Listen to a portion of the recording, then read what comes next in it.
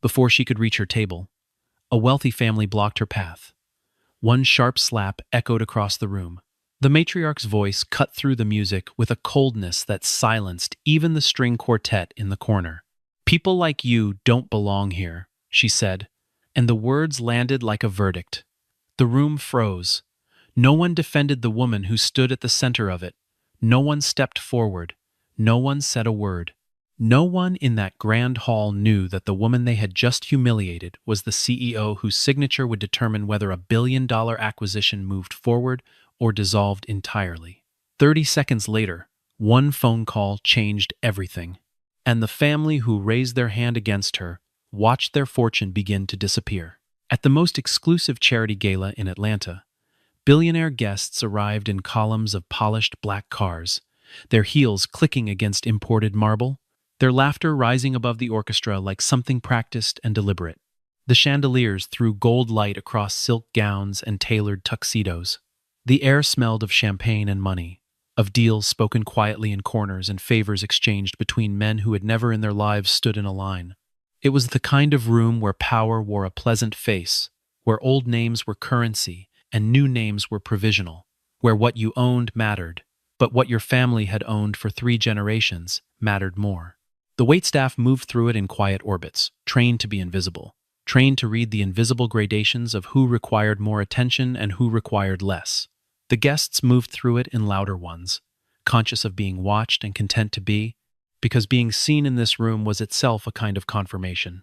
Somewhere beneath the chandeliers and the silk and the orchestrated warmth of an evening organized for appearance, where fortunes were built not over years but over one carefully arranged evening, a contract worth $1 billion waited for a single signature. Maya Brooks did not live the way people assumed she did. She was 42 years old, and if you passed her on the street, you might notice the quiet confidence in her posture, the way she moved without hurry and without apology, but you would not immediately guess what she had built. She was not the kind of woman who filled a room with noise before she entered it. She was the kind of woman who sat down and listened until she understood something completely, and then she spoke, and when she did, the words had the quality of things that had been tested thoroughly before being released. People who had worked with her for years described the experience in similar terms.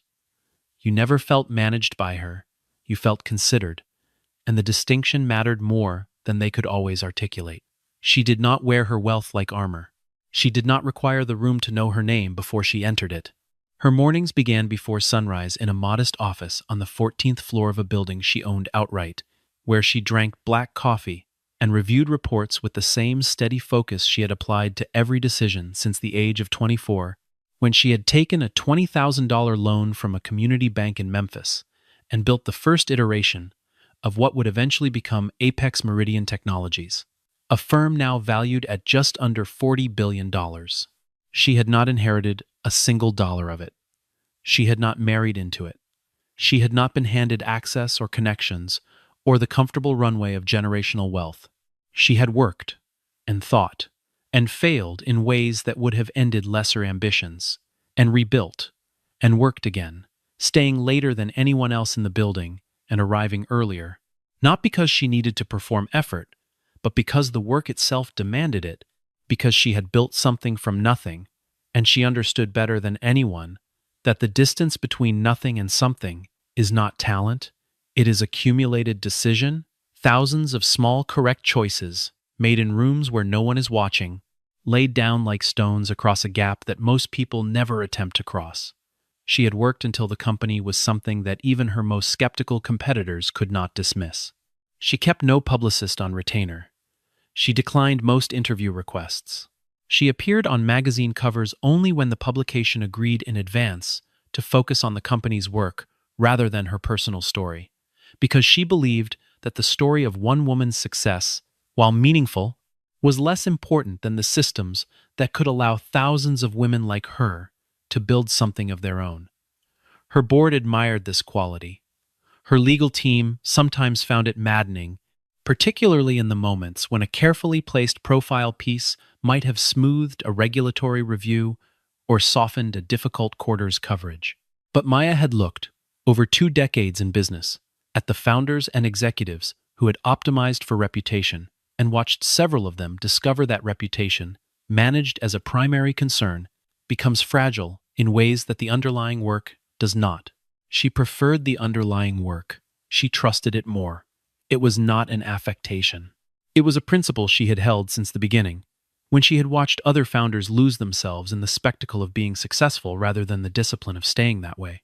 She had no interest in spectacle. She had an interest in outcomes. And outcomes, she had found, had a way of producing their own recognition on a timeline that could not be rushed, but also could not be permanently stopped. The invitation to the gala had come through her chief of staff 3 weeks earlier. It was a charity event, technically, organized to raise funding for educational programs in underserved communities across Georgia, a cause Maya cared about personally and supported through a separate foundation she had funded quietly for the past decade, a foundation that had provided college scholarships to over 300 young women from low-income households in the years since its founding, none of whom had ever been told who the donor was, because Maya had insisted on anonymity as a condition of every gift. The giving was not for recognition. The giving was because she remembered being 22 and calculating whether she could afford both textbooks and groceries, and choosing the textbooks and eating less, and she did not want the next generation of women who thought the way she thought and worked the way she worked to have to make that calculation. But the evening also served a second purpose, one that only a small circle of people knew about. It was to be the final social setting before the formal signing of a landmark acquisition agreement between Apex Meridian and a legacy manufacturing firm, a deal that had been in negotiation for 11 months and that, if completed, would restructure an entire sector of the regional economy. The event's host had offered the occasion as a neutral and elegant venue for both parties to confirm their commitment before the papers were drawn. Maya had agreed because she respected the gesture, and because she believed that the human dimension of a business relationship mattered, that the way people conducted themselves outside the conference room said something true about who they were inside it. She had learned this lesson early and at some cost from a partnership in her late 20s that had looked impeccable on paper and had failed spectacularly in practice because the people involved had treated their employees as a resource rather than a constituency, and Maya had decided then that she would never again separate a person's business character from their human one, because in the end, they were the same character operating in different rooms. She had arrived without an entourage. She wore a deep navy gown, understated in cut but exceptional in fabric, the kind of dress that cost more than most people's monthly rent, but gave no outward indication of this. A single piece of jewelry at her collarbone, no dramatic entrance. She stepped through the main doors of the Grand Harrington Hotel at 7:43 in the evening and was immediately aware of the assessment happening around her. Eyes moved to her face and then away. A woman near the coat check smiled politely, but did not hold the expression long enough to mean anything. A pair of men in the far corner tracked her movement toward the VIP section without moving their heads. A server offered her a glass of champagne, and she accepted it and held it without drinking. Moving through the room with the particular ease of someone who is comfortable being underestimated, who has learned over decades that the space people leave around you when they have decided you are unremarkable is actually the most useful space in any room, because in it you can observe everything while no one is observing you. Maya had spent her entire adult life entering rooms where people were deciding what category to place her in before she had spoken a word, and she had long since stopped finding it surprising. She simply moved forward, as she always did, and waited for the room to catch up. The Whitmore family had occupied Atlanta's upper tier of society for 3 generations, which in their estimation meant something permanent, something that could not be acquired or replicated by anyone who had not grown into it from birth. Richard Whitmore was 61 years old, the son of a man who had built a regional industrial firm in the 1980s on the strength of government contracts and fortuitously timed real estate acquisitions. Richard had inherited the company at 38 after his father's death and had expanded it modestly in the years that followed, riding the infrastructure growth of the early 2000s and keeping the firm profitable through a combination of conservative management and the kind of political connections that came with 3 decades of charitable gala attendance, board memberships, and alumni association donations to the right institutions. He was not a visionary, he was a steward, and for a long time, that had been enough. He had been told by enough people, over enough years, that stewardship was itself a form of excellence, that maintaining what your father built was a worthy inheritance of its own, and he had come to believe it with the comfortable certainty of a man who has never had to interrogate a belief in order to hold it. He sat on 4 corporate boards. He gave appropriately sized donations to appropriately selected charities. He had shaken the right hands at the right moments for 30 years, and the result was a social position that felt, from inside it, like the natural outcome of good judgment. But the past 4 years had not been kind to Whitmore Industries. Supply chain disruptions had eaten into margins. A failed expansion into a new manufacturing segment had consumed capital that should have been held in reserve. 2 key contracts with state agencies had not been renewed. The firm's debt load had grown quietly, and then loudly, and then in a way that required a solution rather than a management plan. The $1 billion acquisition offer from Apex Meridian was not simply a business opportunity. It was the difference between the Whitmore family retaining meaningful control of the firm their grandfather had built and watching it dissolve through a series of increasingly desperate restructurings. Richard knew this. His legal counsel knew this. His CFO knew this. And yet the knowledge had not fundamentally altered how Richard moved through rooms or how he assessed the people in them, because for Richard, the crisis was financial, and the financial could be solved, and the social certainty that underpinned everything else remained, in his estimation, exactly where it had always been. The only person in the room who seemed not to fully grasp the gravity of their position, the one whose behavior might have revealed most clearly the depth of the family's miscalculation, was Victoria Whitmore. Victoria was 58 years old and had been the defining social presence of her family's public life for as long as anyone in Atlanta's charitable circuit could remember. She sat on the boards of 4 cultural institutions. She had chaired the Gala's planning committee for 6 of the past 9 years. She knew which families had old money, and which had new money, and which had money that came from places best left unspoken, and she calibrated her warmth accordingly, distributing attention and acknowledgement the way a sovereign distributes favor, as a signal rather than a gift. She had opinions about everything that mattered in the room she occupied, and the opinions were always delivered with a confidence that precluded revision. She knew the right caterers and the wrong ones. She knew which philanthropies were credible and which were social performance. She knew the precise gradations of dress that communicated genuine wealth versus its imitation, and she prided herself on reading a room correctly within minutes of entering it. She had done this for 30 years and had been wrong rarely enough that the errors had not accumulated into a pattern she needed to address. She believed, with the sincere and unexamined conviction of someone who had never been forced to question it, that society had a natural order, and that her role within that order was both deserved and self-evident. She did not think of herself as prejudiced. She thought of herself as discerning. The distinction, to her, was real. To the woman in the navy dress approaching the VIP section, it was not. When she noticed the woman in the navy dress moving toward the VIP section, her first instinct was administrative. The VIP section was not open to general attendees. It had a separate list. She had helped design the seating arrangement herself.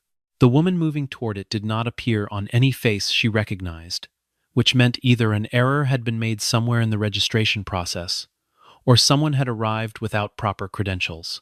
Victoria set down her champagne flute with the quiet deliberateness of someone accustomed to being correct and moved to intercept. Maya had nearly reached the 3rd table from the front when the woman stepped into her path. The gesture was not aggressive in form, simply a planted presence, a body inserted between one point and another. Maya stopped. She looked at the woman without alarm. She waited. Victoria tilted her head with the practiced patience of someone who had spent decades making social corrections without raising her voice. "May I see your invitation, please?" she asked. The words were polite in structure, but not in tone. They carried within them a prior conclusion, the assumption that the answer would confirm what Victoria had already decided. Maya reached into the small clutch she carried and produced a cream-colored card.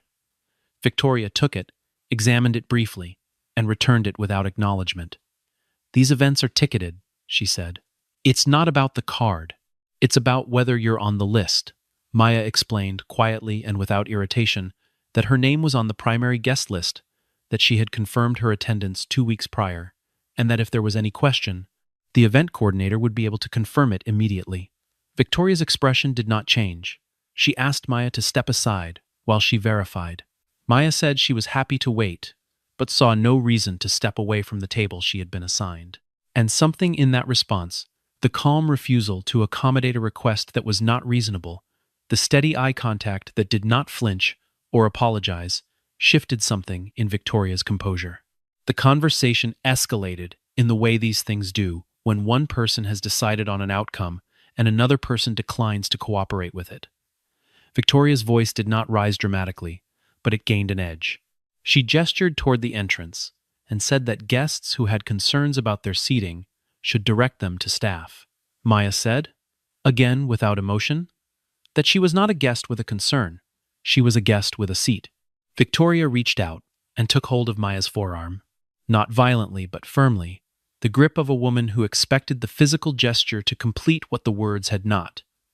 Maya looked down at the hand on her arm and then back up. "Please let go of me," she said. Her voice was steady. It did not tremble. It was not a question. What happened in the next 3 seconds was witnessed by approximately 40 people in the immediate vicinity and caught on the phones of at least 7. Victoria released Maya's arm, and then, in a motion that seemed to arrive from somewhere deeper than the moment, from some reservoir of affronted certainty, she raised her hand and brought it across Maya's cheek. The sound was sharp and small and enormous, all at once. It struck the air out of every nearby conversation. The quartet had moved between pieces, and the silence they left behind made the impact ring like something official. Every head within 30 feet turned. No one moved, no one spoke. No one who was present in that moment would be entirely able to explain afterward why they did not act, except to say that they were stunned, and that by the time the stunning had passed, something had already shifted in the room that made intervention feel beside the point. Maya stood completely still. She touched her cheek with 2 fingers, not a gesture of distress, but something almost clinical, as if she were confirming a fact. Her expression did not fracture. There was no visible anger. There was no visible hurt. She had been in rooms, over the course of her life and career, where things had been done to her and said about her that she had not deserved, and she had learned the discipline of not spending the moment of impact on a reaction, because a reaction in those moments costs you the one thing you have that the other person does not, which is clarity. She had learned to receive a blow and hold it, not suppress it, but contain it. The way you contain something valuable, carefully, so that it does not get wasted. There was only a stillness that was somehow more unsettling to the witnesses than any reaction would have been, because it suggested a person who had not been broken by the moment, but had instead placed it somewhere precise and intentional inside herself, where it would be used rather than wasted. Some of the guests nearest to her looked away. Some took out their phones, without fully deciding to. A server who had been approaching the table stopped 10 feet away and did not come closer. The person standing at the center of the stillness did not move. She did not look around for someone to confirm what had happened. She did not search the faces of the witnesses for solidarity or sympathy. She simply stood in the exact spot where the impact had occurred and breathed and let the room absorb what it had just done. Victoria, having completed the action, seemed briefly to expect something in return, some collapse or retreat or vocal acknowledgement that she had imposed order. When none came, she smoothed the front of her gown with one hand and turned slightly away, as if the matter had concluded. Her husband appeared at her elbow moments later, having navigated toward the sound from the other side of the room. He listened to her brief account with his head slightly lowered. He said, quietly but audibly enough for 2 or 3 people to hear, that she had probably handled it correctly, that events like this required someone willing to maintain standards. Maya heard this. She gave no indication that she had. She remained where she was for another moment, in the precise spot where the impact had occurred, as if moving from it would suggest she had been displaced. Then she reached into her clutch and retrieved her phone. She did not raise her voice. She did not look for witnesses or seek validation from the people around her who were now watching her with a mixture of discomfort and something they could not quite name. She made a call, and the call lasted less than 20 seconds. And the only words anyone nearby could make out were brief and final. "Cancel the meeting." That was all. She ended the call and placed the phone back into her clutch. She walked to her assigned seat and sat down. She picked up the menu card and read it as though she were considering her options for the evening ahead. 3 floors above the ballroom, in a suite that Apex Meridian's legal team had reserved for the duration of the evening, the call was received by Maya's general counsel, a man named David Hargrove, who had worked with her for 9 years, and who understood, from the tone and the brevity of the instruction, that the decision was final and not a prelude to negotiation. He had worked with Maya long enough to know the difference between her voice when she was considering something and her voice when she had already considered it. He did not ask for an explanation. He did not suggest a pause to reconsider. He recognized the instruction for what it was, a decision made by someone who had weighed the matter fully and was not interested in having the weight redistributed. He made 2 calls within the next 4 minutes. The first was to the lead attorney coordinating the acquisition documentation. The second was to a senior executive at Meridian Capital, the financial partner backing the deal from the buyer's side. Both conversations were short. Both ended with the same result. The term sheet was formally paused. The signing session scheduled for the following morning at 9 o'clock was canceled. All parties were to be notified by end of evening. The deal, which had survived 11 months of complex negotiation, due diligence reviews, regulatory consultation, and the kind of patient structural work that only the most experienced dealmakers could sustain, which had required the goodwill and persistent effort of more than 40 professionals across multiple firms, which had been, until 70 minutes ago, the most certain thing on the calendar of every person connected to it, was gone. Not delayed. Not reconsidered. Gone. The Whitmore family was not immediately aware of this. Richard was at the bar with 2 associates from the banking sector, discussing the morning's schedule with the mild pleasure of a man who believed the difficult part was already behind him. Victoria had rejoined a cluster of women near the floral installation, accepting a refreshed glass of wine and describing the earlier incident to them in the satisfied tone of someone who had just resolved an administrative inconvenience. Their son, James Whitmore, 29 years old and nominally listed as a junior executive at the firm, was in a conversation near the terrace that had nothing to do with business. The family moved through the first hour of the gala with the ease of people who believed themselves securely located within the world they had always occupied. The first sign that something had changed came from an unexpected direction. A man named Gerald Pierce, who served on the finance committee of the consortium backing the Whitmore acquisition, stepped away from a conversation near the back of the room after receiving a message on his phone. His face, which had been composed and pleasantly social all evening, underwent a change that people near him noticed without understanding. He excused himself and moved quickly through the crowd toward the bar where Richard was standing. He touched Richard's elbow. He leaned in. He said 3 words that Richard would replay in his memory for years afterward. "The deal's gone." Richard laughed first, the brief, involuntary laugh of someone who has misheard something and expects the correction to be immediate. Then he looked at Gerald's expression and stopped laughing. He asked what he meant. Gerald told him that the acquisition agreement had been formally paused as of 11 minutes ago, that the signing session had been canceled, and that the instruction had come from the CEO of the acquiring firm directly, by phone, from inside this building, during this event, within the last 20 minutes. Richard set down his glass. He asked who the CEO of the acquiring firm was. Gerald looked at him for a moment. Then he said the name, Maya Brooks. Richard's awareness of what had happened assembled itself slowly, the way the full significance of a collision takes time to arrive after the impact. He had been told, in the weeks leading up to this evening, that the final approval rested with the acquiring firm's CEO, a person whose name he had seen on documents, but whose face he had never connected to a person in a room. He had assumed, because he had never been given a reason not to assume, that this person would be represented tonight by counsel or a senior delegate, that CEOs of that magnitude did not typically attend events like this unaccompanied. He had formed, somewhere in the months of preparation, a mental image of this CEO that was assembled from the reputation and the deal structure and the way her team communicated, and the image had certain qualities, a certain configuration of authority and presence, and the woman in the navy dress who had stood alone in the doorway had not matched it, not because Maya had done anything to disguise herself, but because Richard's imagination had built something out of assumption rather than evidence. This was the most honest and devastating thing the evening had revealed to him. Not that his wife had made an error, but that he had made it first, silently and completely, before his wife had ever crossed the room.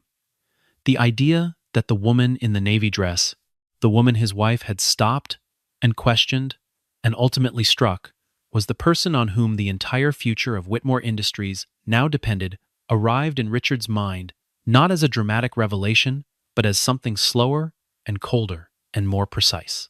He turned and looked across the ballroom toward the main tables at the front. He could see her from where he stood, seated, upright, entirely composed, reading something on her phone with the unhurried manner of a person who had nowhere better to be and nothing left to prove. A board member from the acquiring company's consortium recognized her first among the wider group. He was speaking to a colleague near the dessert station when he noticed Maya seated at the primary guest table and went very still. He turned to the colleague, who was also connected to the deal. He said, in a voice from which all pretense of ease had been drained, "Do you know who that is?" The colleague looked. They both looked. Then the colleague walked directly to where Gerald Pierce was standing with Richard Whitmore, and the circle of understanding widened. Victoria was summoned from her conversation across the room. She arrived at her husband's side with the air of a woman who expected to be told something manageable. What she was told instead was something her mind required several full seconds to process, not because the information was complicated, but because accepting it required a revision of a certainty she had held since the moment she had crossed the ballroom to intercept the woman in the navy dress. She had assumed the woman did not belong. She had assumed the woman was in the wrong place. She had assumed, from something she would not have named directly, that the woman in the navy gown was less than the room she had entered, that her presence required explanation, and her comfort did not require consideration. She had been wrong in a way that was not simply factual but structural wrong, not about this one specific person's identity, but about the entire framework she had used to assess the situation.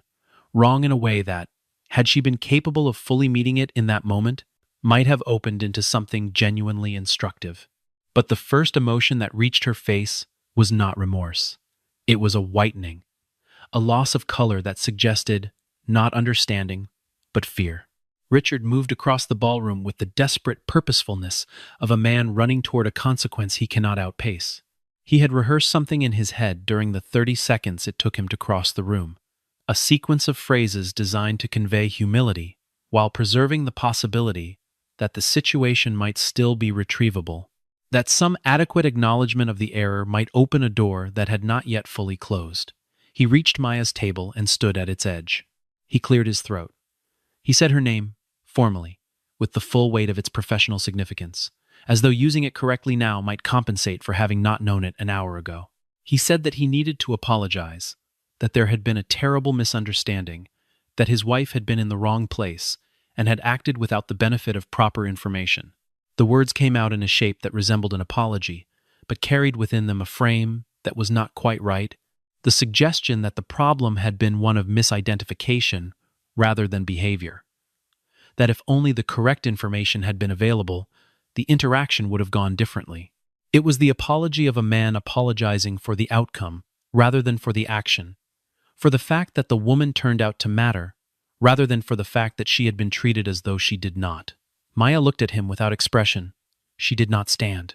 She did not invite him to sit. She simply let the words arrive and settle, and then she spoke. She said that she understood what he was trying to communicate.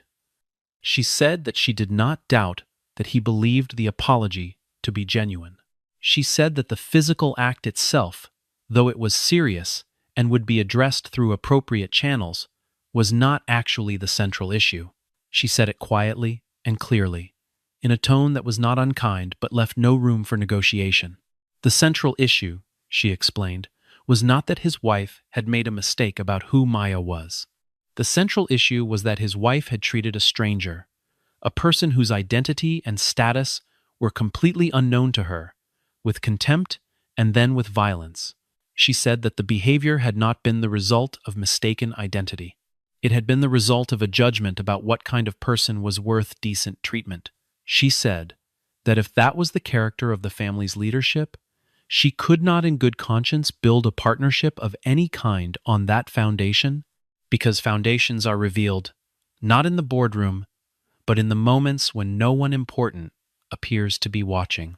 Victoria had followed her husband across the room and stood a few feet behind him, listening. She attempted once to insert a clarification, a sentence that began with the words, "What you have to understand." Maya looked at her briefly and returned her attention to Richard. Around them, the circle of eavesdroppers had widened. Guests who had been pretending not to listen were no longer pretending. The string quartet was playing something low and ambient, but the music had lost its ability to provide cover. Maya finished what she had to say with a single sentence that was delivered not for the room, but for Richard specifically, in the tone of someone stating a policy that had already been put into effect. "If this is how you treat strangers," she said, "I cannot trust you with a billion-dollar partnership." Then she looked back down at the menu card on the table in front of her, and the conversation was over. The formal consequences began arriving before midnight. The legal team for Meridian Capital sent a notice to Whitmore Industries Counsel confirming the suspension of the term sheet and withdrawing the offer of acquisition pending an unspecified review. The banking consortium that had been prepared to finance a portion of the deal notified its partners by morning that it was revisiting its position. By the following afternoon, the story had moved through the private communications of enough people in Atlanta's business and finance community that it had the character of something already known rather than newly discovered, a thing that people referenced with the confidence of those who had been present, even when they had only been told. Some of those who had actually been present at the gala confirmed the basic facts when asked. One or two of the phone recordings circulated in limited fashion. None of this was coordinated by Maya or anyone connected to her. It simply moved the way true things move in small and concentrated circles. Not because anyone pushed it, but because it had the weight of something that resisted compression, a fact too concrete to be softened into rumor. By the morning of the second day, the story had reached two business journalists who covered Atlanta's corporate sector. Neither published anything immediately. They made calls. They confirmed sources. They asked for comment. Whitmore Industries' communications team, caught without a prepared response for a situation their crisis plan had not anticipated, issued a statement describing the evening's events as a personal misunderstanding between private individuals and emphasizing that the firm remained committed to finding strong partnership opportunities. The statement did not use the word slap. It did not mention Maya by name. It did not work. Two institutional investors contacted the firm's investor relations department within 36 hours to ask questions whose subtext was clear even when the words remained professionally measured. The firm's board convened an emergency call on the morning of the third day. The tone of that call, by the accounts of two people who were present for it, was unlike anything the board had experienced in a decade of quarterly reviews. Richard spent the 72 hours following the gala in a state that those who knew him well would later describe as something adjacent to grief, not for the lost deal specifically, though the financial implications were severe, but for the version of himself and his family that the night had permanently reclassified. He had believed, without ever quite articulating it, that the family's position in Atlanta's social and business landscape was the product of merit and longevity in equal measure, that they had earned their standing not only through inheritance, but through the quality of their conduct. He had sat in rooms for 30 years, listening to people describe his family as pillars, as examples, as the kind of institution the city had built itself around, and he had received those descriptions, the way you receive any truth you have never been given reason to question, gratefully and without examination. The gala had not simply cost him a contract. It had cost him a story he had told himself for 61 years. And it had done so in a room full of people who had also heard that story and who were now, quietly and irrevocably, revising it. The stock implications were direct and unwelcome. Whitmore Industries was publicly traded on a regional exchange, and while its share price had been under pressure for months, the withdrawal of the Apex Meridian acquisition sent it to a level that triggered automatic reviews by two institutional holders. Within a week, one of the firm's largest institutional shareholders reduced its position. The CFO delivered a report to the board that was candid in ways that earlier reports had managed to avoid being. The firm would need to explore alternative restructuring paths. The paths available to them were narrower and less favorable than the one that had been withdrawn. Victoria did not speak publicly about what had happened, but those who knew her reported that the silence was not peace.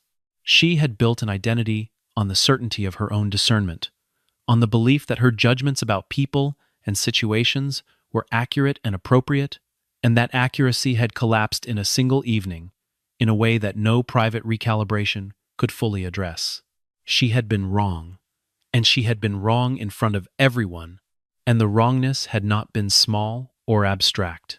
It had cost her family its future in the most concrete possible terms.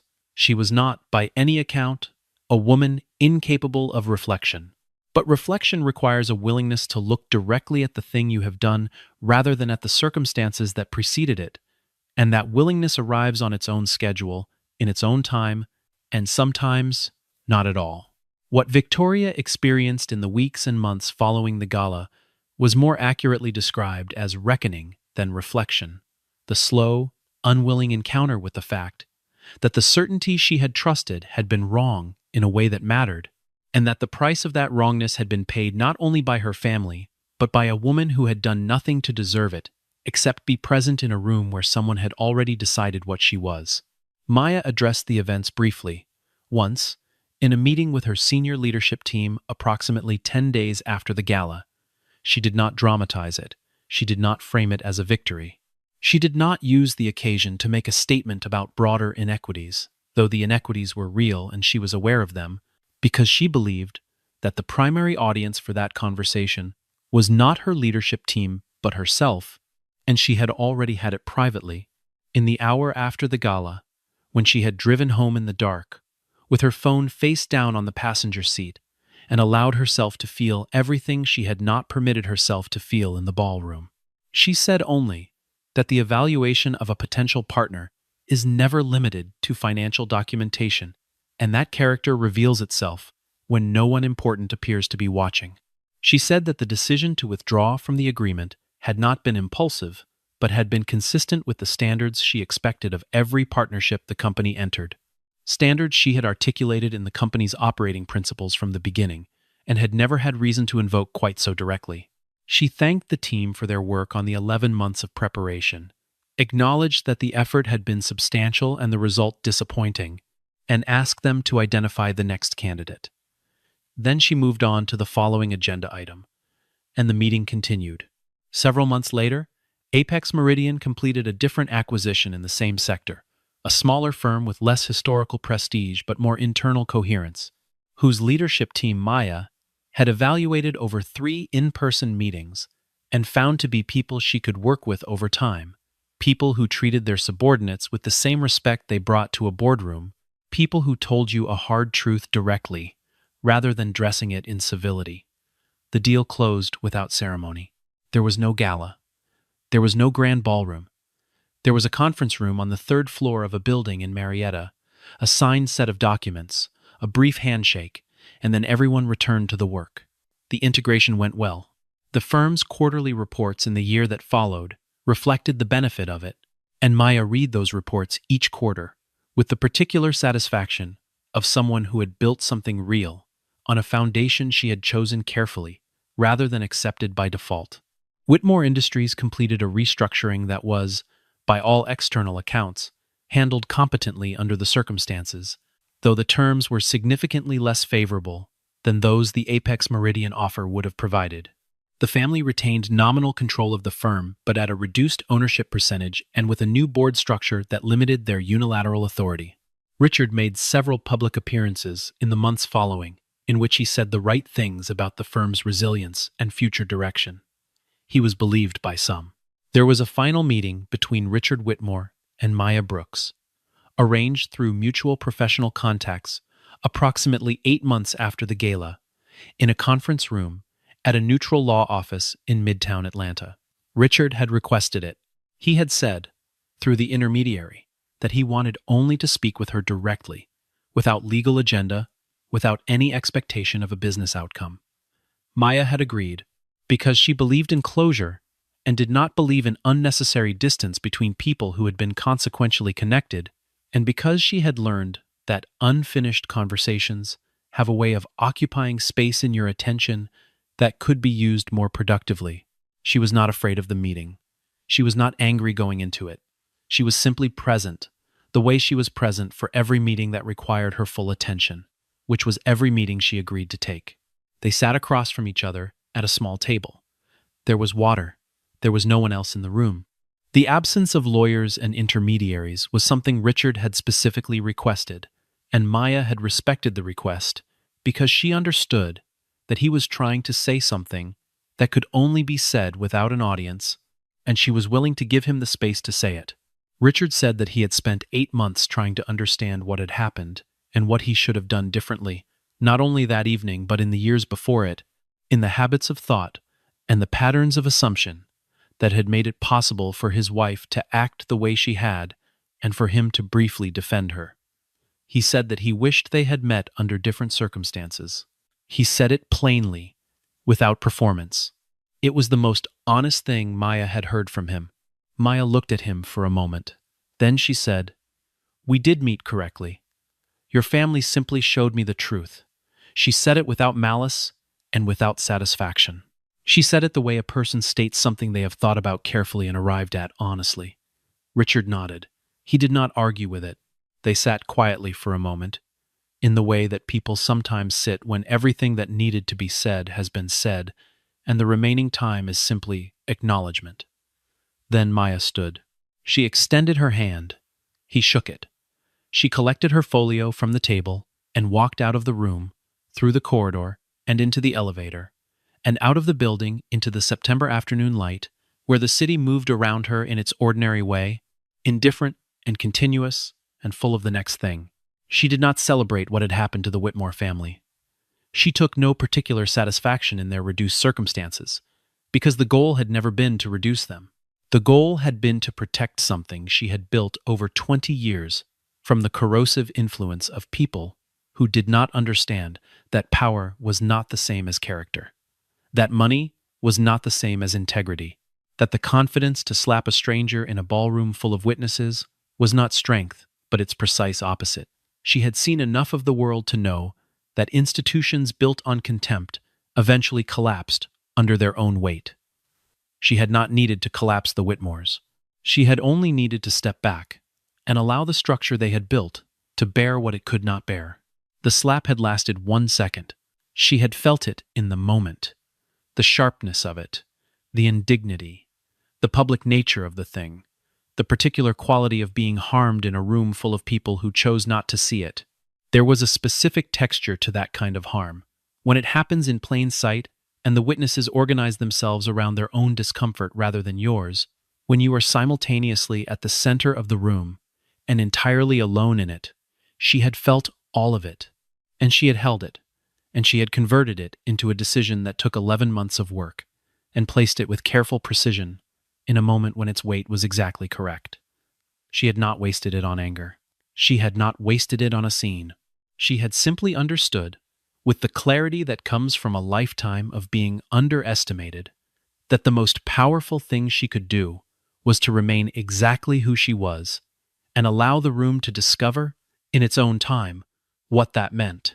She had built a company worth $40 billion by understanding that the work speaks last and longest, that the people who dismiss you loudest at the beginning are often the ones who have to account for you most thoroughly in the end, and that the only response to being told you do not belong in a room is to keep building until the room is yours. She walked back to the office that afternoon and worked until 7. She had a meeting at 8 the following morning that she was looking forward to. There were things to build. There were always things to build. She had spent 20 years understanding that the work itself was the answer to every question about whether she deserved to be in the room, and she had no intention of stopping now. The gala would become, in time, a story people told in business school, an illustration of something about character and consequence that professors would use to make a point about the hidden costs of contempt. Maya would not be the one telling it. She did not need to. The facts had their own momentum, and she had learned long ago that the most powerful thing you can do in a world that underestimates you is not to fight the underestimation, but to outlast it, to build something so clearly real, so plainly substantial, that eventually even the people who most wanted to dismiss it could not find the vocabulary to do so. That was what she had built. That was what she continued to build. And the woman who had been slapped in a ballroom in front of 40 witnesses was the same woman who had built a $40 billion company from a $20,000 loan, which meant